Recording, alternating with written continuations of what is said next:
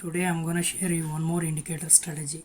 Go to the tradingview.com. In the indicator section, search SSL hybrid. Now the indicator is applied. The speciality of the indicator is when the price starts increasing, the candles turns into blue color.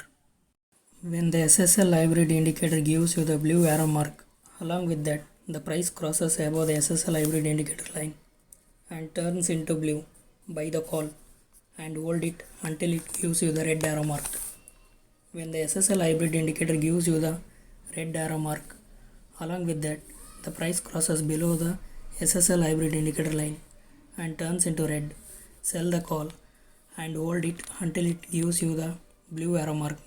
Before applying it to the real money trading, do backtest the indicator, do paper trade, minimize the stop loss and gain more profits.